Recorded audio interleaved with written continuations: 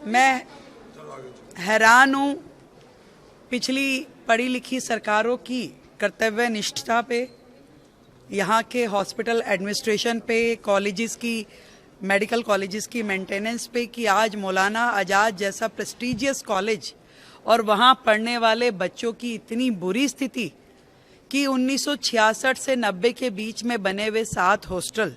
जिसकी कैपेसिटी मात्र 1200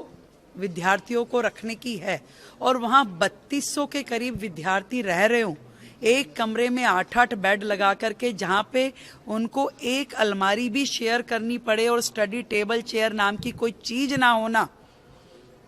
और उसमें कभी कोई रिपेयर का काम, कभी कोई फैसिलिटी देने का काम, हॉस्टल रेनोवेशन का, हॉस्टल एक्सटेंशन का कोई काम ना होना अपने आप में सच में बड़ा शर्मनाक है। मुझे तकलीफ़ है इस बात की कि हमारे मेडिकल के छात्र छात्राएं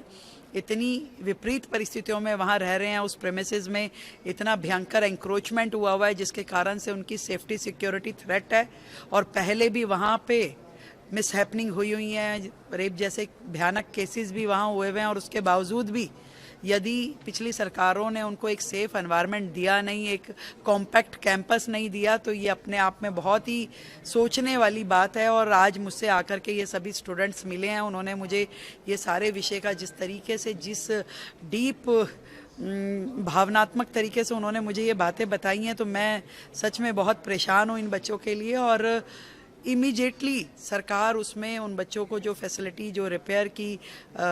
वहाँ पे काम करवाने हैं वो भी कराएंगे हम, और नए हॉस्टल का प्रोविज़न भी उसमें तुरंत सर्च किया जाएगा। मैं खुद जा कर के वहाँ देखूंगी कि इन बच्चों के लिए नए हॉस्टल बने, ताकि